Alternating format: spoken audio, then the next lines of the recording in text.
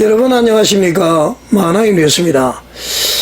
저희 만화인 뉴스에서는 말이죠, 지난 주일날 7일이죠 서울 경기 지역의 그 대형교회 8곳을 그 이미 선정해서 주일 11시 30분부터 50분까지 유튜브에 그 온라인 접속해서 실시간 예배 드리는 접속자를 한번 체크를 해보았습니다.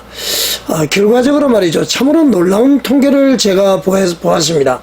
1위는 말이죠, 9,763명이 접속을 해서 예배 드리고 있는 광화문 연합주일 예배였고요. 다음으로는 이제 8,540명이 접속해서 예배 드리는 분당에 있는 분당 우리 교회입니다. 세 번째로는 3,084명이 접속해서 예배 드리는 여의도 순복음 교회, 그 다음에는 2,890명의 신광 두레교회, 그리고 이제 1,235명의 사랑의 교회, 780명의 명성교회, 720명의 소망교회, 411명의 연세중앙교회, 337명의 광림교회 순이었습니다. 자, 여러분 좀 놀랍죠? 그리고 현장에서도 예배가 말이죠, 사실은 광화문 전국주일연합 예배 같은 경우에는 아마 제가 알기로는 자주간 15,000명에서 30,000명까지 아마 육박하지 않을까 그렇게 생각을 합니다. 근데 이제 대부분 대형 교회에서는 하루에 주일 예배에 직접 교회로 와서 예배 드리는 인원도 아마 그 정도는 안 되지 않을까 아마 그런 생각도 드는데요. 그리고 또 말이죠, 이틀이 지난 다음이죠, 오늘입니다. 오늘 오전 6시 30분에 제가 또 한번 이제 누적 조회수를 한번 조사를 해봤습니다. 해보니까 광화문 연합 예배는요 12만 6천회가 조회가 됐더라고요. 분당 우리 교회는 9만 3천회가 조회가 됐고요. 여의도 순복음 중앙교회는 3만 300회, 신광교회는 3,500개 밖에 안 되더라고요. 그리고 사랑의 교회가 12,000회가 조회가 됐습니다. 아마 신광교회는 좀 흩어진 것 같아요. 이게 별도로 설교만 빼서 또 이렇게 나왔는지는 모르겠습니다만은, 명성교회는 이제 10,000회, 소망교회가 31,000회, 광림교회가 2,700회였고요. 연세중앙교회는 검색이 되지 않았습니다. 제가 이것을 살펴봤을 때에 우리가 흔히들 명성교회는 세계 최대의 장로교회라고 그랬는데, 제가 봤을 때 세계 최대의 장로교회는 바로 광화문 연합주일 예배가 아닌가 이제 그런 생각이 들고요. 실질적으로 보면은 명성교회는 조회수가 10,000회밖에 되지 않는데, 소망교회, 사랑의 교회 이런 경우는 이제 엄청나죠, 여러분들. 아마 이제 교회의 어떤 영향력 판도가 좀 바뀌는 것 같습니다. 주변에서는 말이죠, 전광훈 목사님을 향해서, 또한 광화문 주일 예국 성도들을 향해서 여러 가지 이제 비판적인 얘기, 또 여러 가지 어떤 얘기가 나오지만은 제가 봤을 때는 전혀 그렇지가 않은 것 같습니다. 그리고 이제 지난 주일날 제가 조회를 못했던 교회가 있습니다. 세蓮 교회 같은 경우에는 예배 시간이 아마 좀 늦은 것 같더라고요, 그 시간에. 그래서 12월 10일 날, 오늘이죠, 아침 6시 30분에 조회를 하니까 22,000회가 주일 예배 시간이 조회가 됐고요. 금남교회도 1,700회, 참고로 이제 이번 1027 연합예배 거짓말을 한 장본인 손현범 목사의 교회는 6,100회가 사실 조회된 것을 봤습니다. 자, 여러분, 위에 이제 제가 여러 가지 조회수를 말씀드렸는데요, 이것을 이제 단순 비교를 단순 비교를 봤을 때 전광훈 목사가 이끄는 광화문 전국주일 연합 예배, 그리고 분당 우리 교회의 연합 예배가, 분당 우리 교회 예배가 아주 압도적이다, 이렇게 볼 수가 있습니다.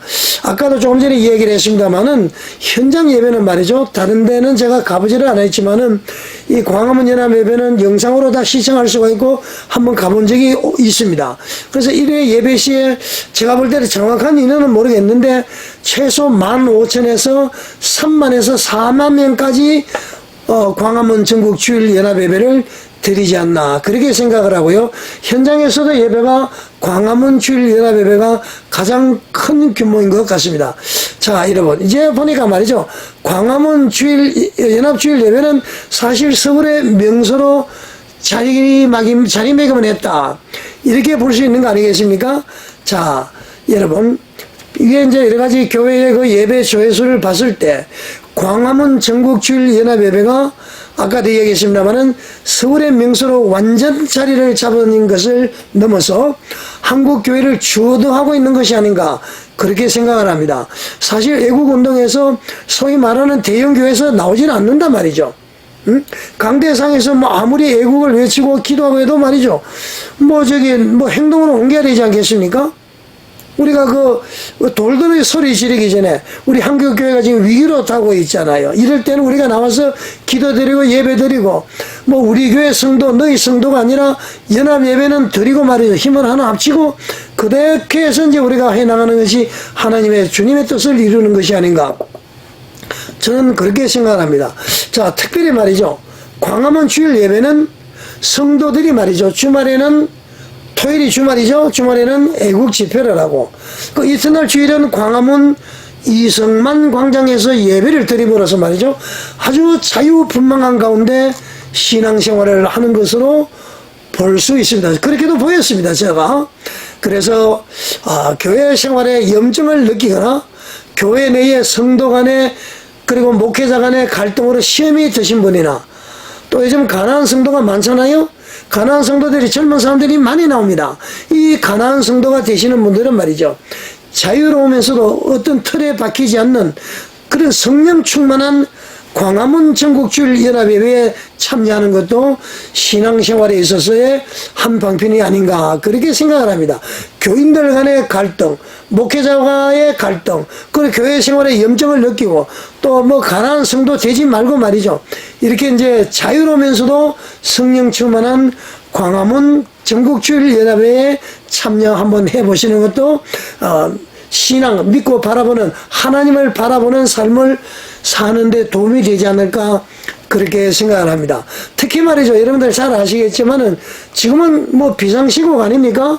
대통령이 비상계엄을 선포를 했습니다. 비상계엄 자체는 저는 뭐 위법 위헌이라고 보지 않습니다.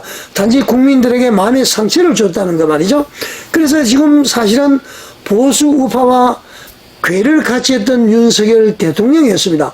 이 윤 대통령이 말이죠. 사실은 지금 어려움을 겪고 있잖아요.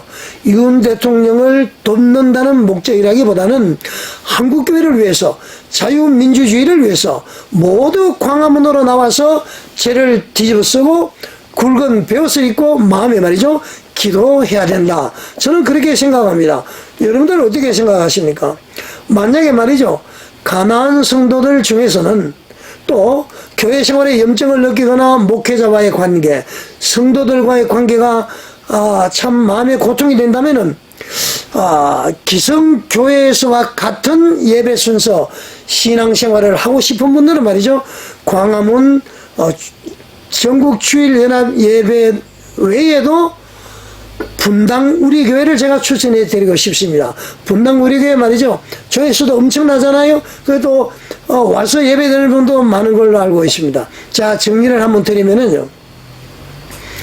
지난 주일 통계를 봤을 때에 소위 대형 교회 그런데 대형 교회는 보면은 광화문 주일 연합 예배 그리고 분당 우리 교회를 보이고요. 그리고 광화문 주일 연합 예배가 아주 독보적이다. 이렇게 볼 수가 있습니다. 그리고 하루 지난 다음에 조회수도 엄청나고요. 그래서 가난한 성도, 실망을 했던 가난한 성도, 젊은이들이 너무 많은데요. 가난한 성도님이나 목사님과 성도들과의 갈등을 가지고 있거나 교회 생활에 염증을 가지고 계신 분들은 자유분방한 신앙생활을 원하고 성령 충만을 위해서 애국운동도 하고 또 예배도 드리는 그런 이제 광화문 주일연합예배에 참석하시기를 한번 권면을 드리고요. 그래도 교회에서와 같이 예배 순서 신앙생활을 그렇게 이제 기존 교회와 같이 하고 싶다.